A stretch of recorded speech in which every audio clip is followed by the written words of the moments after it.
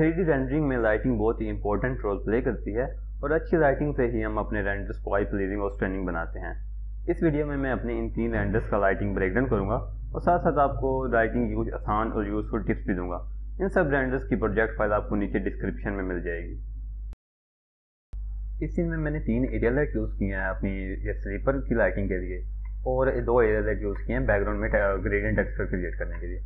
Background की बाद में बात करते हैं, पहले अपनी स्लीपर की लाइटिंग पे आ जाते हैं। मैंने किया ये कि मैंने सबसे पहले मैं इनको ऑफ कर देता हूँ ताकि समझाने में आसानी हो। मैंने सबसे पहले ऐड की लाइट, जिसे हम मेन लाइट भी कहते हैं, इस तरफ से मैंने ऐड की जिसकी रिफ्लेक्शन पड़ रही है, जिसकी जो लाइटिंग दे रहा है यहाँ पे, ये इस जगह पे अगर आप देखें ना रेंडर वेबसाइट, इस जगह पे काफ़ी ये लाइटिंग दे रहा है जो दिखने में प्यारे भी लग रही है और ये ज़रूरी भी था इस तरह से। तो ये ऐड की। उसके बाद मैंने डुप्लीकेट करके इसी को इस तरफ ऐड किया। एक तरह से हमारी रिम लाइट होगी, इसको थोड़ा सा नीचे कर दिया और जो था ना स्लीपर का टेक्सचर, उसमें मैंने सब सरफेस को जाके ना हाफ पे कर दिया, जिससे ना लाइट इसके अंदर से पास हो रही है थोड़ी, और थोड़ी रेडिश सी ना फीलिंग आ रही है जो काफ़ी अच्छी लग रही है। यहाँ अगर आप रेंडर में गौर करें ना, यहाँ पे इसके अंदर से थोड़ी थोड़ी ना पास हो रही है। उसके बाद एंड में मैंने ऐड की बैक लाइट जो मैंने ऐड की वो अगर आप स्लीपर के एंड पे देखें, इसके एजेस दिखाएंगे, इन्हें क्या कहते हैं जो भी हैं, इसके ऊपर अगर आप देखें ना ये एंड पे, तो यहाँ पे ये लाइट दे रहा है। अगर मैं इस लाइट को अगर मैं ऑफ कर दूँ, ये देखें, अगर आप रेंडर वाली साइड देखें तो रेंडर व्यू में देखें तो ये अगर इसको मैं करूँ ये थोड़ा लाइट हो गया यहाँ से, और अगर मैं इसको हाइड कर दूँ तो ये यहाँ से थोड़ा। अब बात करें बैकग्राउंड की, तो मैंने सिंपली प्लेन ऐड किया है, उसका प्रिंसिपल ब्रश को हटा दिया और ट्रांसलूसेंट ऐड कर दिया क्योंकि मुझे चाहिए था ग्रेडियंट। तो इसका यही तरीका है कि ग्रेडियंट क्रिएट करने का यही तरीका है कि आपने प्रिंसिपल ब्रश को हटा देना और उसमें ट्रांसलूसेंट ऐड कर देना, और जिस डायरेक्शन में भी आपको ग्रेडियंट चाहिए हो उस डायरेक्शन में बैक साइड पर लाइट ऐड कर देनी है। ये बैक साइड पे, मतलब फ्रंट पे अगर मैं करूँगा तो कोई इससे फ़र्क नहीं आएगा। जब ट्रांसलूसेंट ऐड हो तो आपने बैक साइड पे ही ऐड करना है, तब ये वर्क करेगा। तो इसकी जिस डायरेक्शन में मैं लाइट ऐड करूँगा, क्योंकि हमारी एरिया लाइट जो मेन लाइट थी वो इस डायरेक्शन में थी, तो मैंने ग्रेडियंट भी इस डायरेक्शन में क्रिएट किया है और ये देखिए इसकी इंटेंसिटी भी 2000 रखी है। दूसरी तरफ से भी मैंने ऐड किया है ये लाइट। अगर इसको मैं हाइड करूँ इतना फ़र्क नहीं पड़ रहा, लेकिन ना क्योंकि हमारी डिम लाइट यहाँ से आ रही थी ना, हमारी डिम लाइट होगी, हमारी डिम लाइट यहाँ से आ रही थी, तो मैंने उस तरफ से भी लाइट ऐड किया। उसकी इंटेंसिटी काफ़ी लो है, 150, हाँ 150 वोट है, काफ़ी लो है, लेकिन फिर भी ये काफ़ी इफेक्ट कर रही है रेंडर में ना। अगर इसको मैं ऑफ करूँ तो इतना सही नहीं लग रहा, अगर मैं इसको ऑन करूँ तो फिर, क्योंकि रिम लाइट यहाँ से थी और इसकी इंटेंसिटी भी काफ़ी थी, देखना 1000, तो इस वजह से इसको भी ऐड किया है। तो सिंपली इसी तरह ही क्रिएट हुआ ये सीन। ग्रेडियंट टेक्स्ट इसी तरह क्रिएट करना है कि आपने सिंपली इसको तो प्रिंसिपल BFTF हटा देना है, ट्रांसलूसेंट ऐड करना है, और जिस तरफ को आपको डायरेक्शन में चाहिए हो ग्रेडियंट, उसकी बैक साइड उस तरफ लाइट ऐड कर देनी है और ये क्रिएट हो जाएगा। इस सीन की अगर बात करें तो इसमें मैंने बेसिक शेप के लिए, रूम की स्ट्रक्चर के लिए क्यूब ऐड किया सिंपली।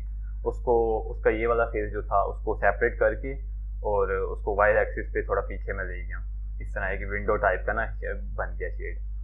और लाइटिंग के लिए मैंने सिंपली स्काई टेक्सचर का इस्तेमाल किया है, और ये गोबो क्रिएट करने के लिए मैंने नॉइज टेक्सचर का इस्तेमाल किया। गोबोस पे मैं बाद में आता हूँ, मैं पहले स्काई टेक्सचर का बताता हूँ कि मैंने सिंपली स्काई टेक्सचर ऐड किया। उसकी रोटेशन मैंने जो मेरे सीन में फिट बैठ रही थी, यानी ये हाँ जिस विंडो पे डायरेक्टली जहाँ से वो लाइट आ रही थी वो ये -203 तक थी, तो मैंने इसको यहाँ पे रखा है। और सन एलिवेशन मैंने चेंज किया है जिससे ना 34 तक डे लाइट का आ रहा है। अगर आप इसको कम करेंगे ना फिर भी ये इस तरह हो जाएगा जैसे सनराइज हो या काफ़ी डार्क हो जाएगा, और अगर आप इसको बहुत ज़्यादा करेंगे तो फिर भी ये डार्क हो जाएगा। तो इसको कोशिश करें मिड में ही रखें। 34 तक डे लाइट की फीलिंग आ रही थी तो मैंने उसको वहाँ पे रखा है। इस तरह एक सिंपली ये बन गया। अगर मैं इसको हटा दूँ, गोबो जो मैंने बनाया था प्लेन का, इसके बगैर ये इस तरह बना है अभी पूरा सीन। अगर इसको प्लेन को ऐड किए गोबोस के साथ, इस तरह लग रहा है। गोबोस बेसिकली होता क्या है, अगर मैं आपको बताऊँ आसान लफ्ज़ों में, तो गोबो लाइटिंग ऐसी चीज़ होती है जैसे हमारा ऑब्जेक्ट है और हमारी लाइट है, उसके दरमियान कोई ऐसी चीज़ ऐड करना जिसका शेडो हमारे उस ऑब्जेक्ट पर जाए। सिंपल आसान अल्फाजों में इसी चीज़ को गोबो कहते हैं। ये इस रेंडर में तो मैंने प्लेन के ज़रिए वो अपसर्ट्स का ये बनाया गोबो नॉइज टेक्सचर के ज़रिए। अगर आप चाहें तो डाउनलोड भी कर सकते हैं। यहाँ पे अगर आप लिखें वो इमेजेस तो आ जाएंगी काफ़ी सारी। इसको आप उठाएं और आप इसको जैसे मैंने प्लेन ऐड किया उसकी जगह ऐड करें और ये वही काम करेगी। लेकिन इस सीन में मैंने ये नहीं ऐड किया, मैंने अपना ही वो बनाया, तो मैं बताता हूँ कैसे बनाया। सिंपली मैंने प्लेन ऐड किया, उसकी जो थी ये प्रिंसिपल BSDM में इसकी वैल्यू मैंने इसको बिल्कुल ज़ीरो कर दी, इसको ज़ीरो कर दिया और नॉइज़ टेक्सचर ऐड किया और उनके दरमियान में कलर रैंप लगा दिया। और ये है कि नॉइज़ टेक्सचर आपने अल्फ़ा में लगाना है, क्योंकि मैं आपको ना दोबारा बना के दिखाता हूँ। ये इसे हटा दिया, सिंपली ये हमारा जी बन गया। इसको अगर थोड़ा बड़ा कर देते हैं, हाँ इस पर प्रिंसिपल BSDM आ गया, इसको इस पर कनेक्ट कर दिया। अब इसकी जो वैल्यू है उसको मैंने बिल्कुल ज़ीरो कर दिया था और साथ जो नॉइज़ टेक्सचर था वो मैंने ऐड किया नॉइज़ टेक्सचर। और इसका जो था ना अल्फ़ा, उसको फैक्ट इसको अल्फ़ा में पुट करना है। इसका मतलब ये है कि अल्फ़ा से हम ना ट्रांसपेरेंसी कंट्रोल कर सकते हैं। देखते हैं आप इसे जितना ट्रांसपेरेंट है, तो इसलिए हमें गोबर्स चाहिए, कहीं पे शैडो चाहिए, कहीं पे नहीं चाहिए, ट्रांसपेरेंट टाइप के चाहिए ना, इसलिए हम इसको अल्फ़ा में ही हमेशा पुट करेंगे।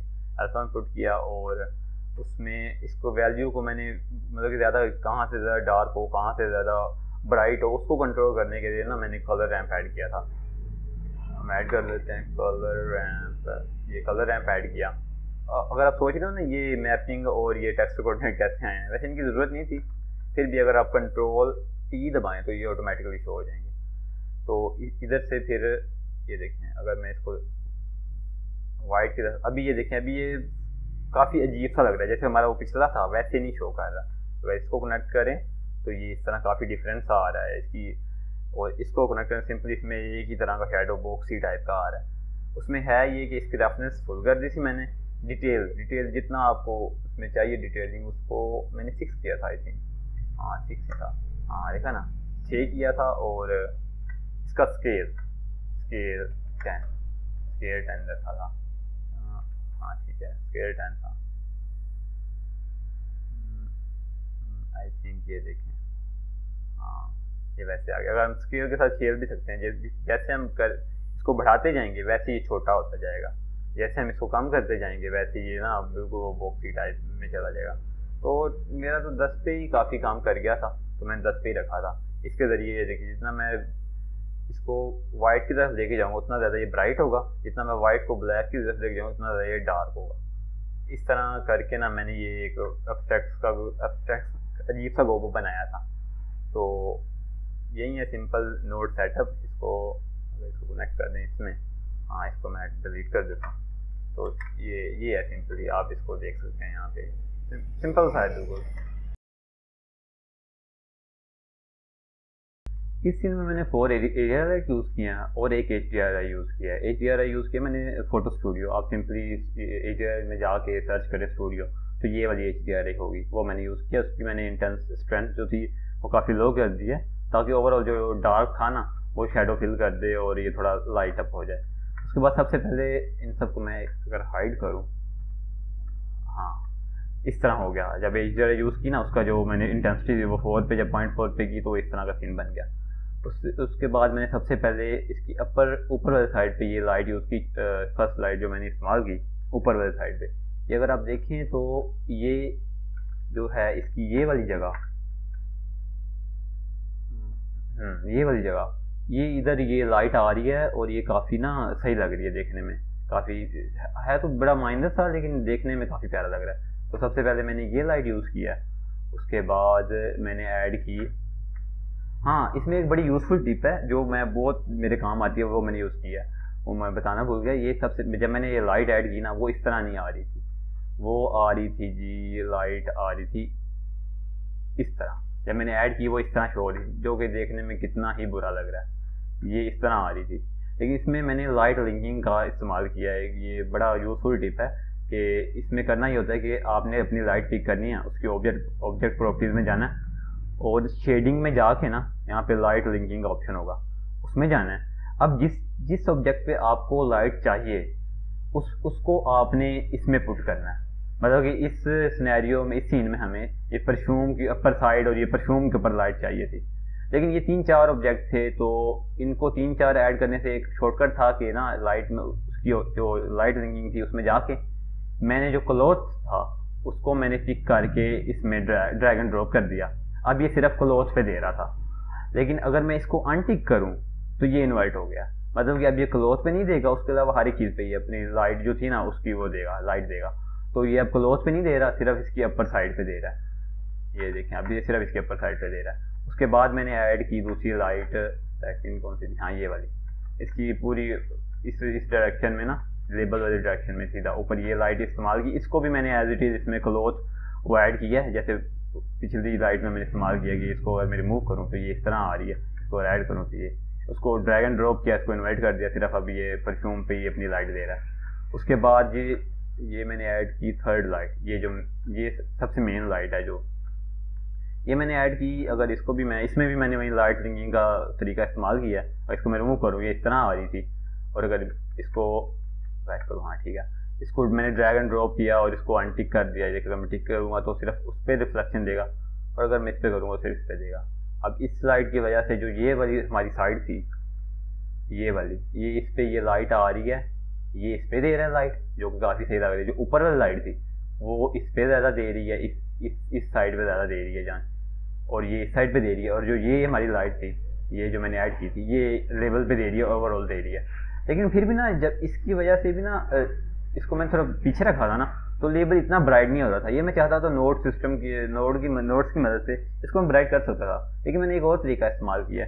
वो ये है कि मैंने एक छोटी सी एरिया लाइट इस्तेमाल की, उसको इसके बिल्कुल सामने रखा, और लाइट लिंकिंग के ज़रिए ना इसको उठा के लेबल को उठा के इसके अंदर ड्रैग कर दिया, इसकी ये लाइट लिंकिंग में इसको उठा के ड्रैग किया। इसको अब अनटिक करने की जरूरत नहीं, क्योंकि हमें सिर्फ लेबल पे ही चाहिए ना, तो इसको उठा के मैंने इसके अंदर पुट कर दिया, और ये सिर्फ लेबल पे लाइट दे रहा है। वैसे थोड़ा माइनर सा ही चेंज, इसको अगर मैं हाइड करूँ तो इतना डिफरेंस नहीं पता चलता, लेकिन अगर इसको मैं अनेबल करूँ ना तो फिर भी होता है काफ़ी, मतलब कि है माइनर सा डिफरेंस, लेकिन फिर भी काफ़ी इफेक्टिव है। तो इसको मैंने ऐड किया। बस यही था ये सीन, सिंपली इसमें यही एक यूजफुल टिप थी कि लाइट लिंकिंग आपने अगर किसी चीज़ के ऊपर आपको शैडो चाहिए हो और किसी पे नहीं चाहिए हो तो इस तरह इस्तेमाल कर सकते हैं। जैसे इस पर मुझे क्लोथ इस पर सिर्फ चाहिए था, इस पर नहीं चाहिए था, तो सिंपली आपने लाइट की प्रॉपर्टीज़ में जाना है, ऑब्जेक्ट प्रॉपर्टीज़ में, और लाइट लिंकिंग में जाके उसको ड्रैग एंड ड्रॉप करना है। अगर आप उसको बस चाहिए होगा तो आपने उसको टिक ही रहने देना, अगर उस पर नहीं चाहिए, उसके अलावा किसी और चीज़ और पे चाहिए तो उसको अनटिक कर दें, तो वो इन्वर्ट हो जाएगा और दूसरी चीज़ों पर देगा। सैम्पल्स मैंने तीनों रेंडर के 2000 रखे हैं, और जो रेंडर मैंने किया वो साइकिल इंजन पे किया। अगर आपको मेरे समझाने का तरीका पसंद आया हो तो चैनल को सब्सक्राइब कर दें। मैं मज़ीद मॉडलिंग और टेक्सचरिंग के रिलेटेड भी वीडियोज़ लेके आऊँगा। मेरी ये कोशिश है कि मैं जो हमारी उर्दू हिंदी ज़बान है उसमें जो इंटरमीडिएट लेवल पे चीज़ें हैं वो आपको समझा सकूँ, क्योंकि मैंने देखा है कि अगर जो चीज़ें हैं भी उर्दू हिंदी ज़बान में मौजूद यूट्यूब पर या कहीं पे भी फ्री में, वो इतनी ख़ास नहीं है, वो बिल्कुल बेसिक हैं, वो इतनी चीज़ें बताते नहीं हैं। अगर कुछ हैं भी तो या वो यूडेमी पे पेड कोर्सेज हैं या स्किल शेयर पे। तो मेरी यही कोशिश है जो मैंने सीखा है इंटरमीडिएट लेवल पे वो मैं आपको आसान लफ्ज़ों में समझा सकूँ। तो उम्मीद है आपको मेरा ये तरीका समझाने का पसंद आया होगा, तो चैनल को सब्सक्राइब कर दें। मिलते हैं फिर।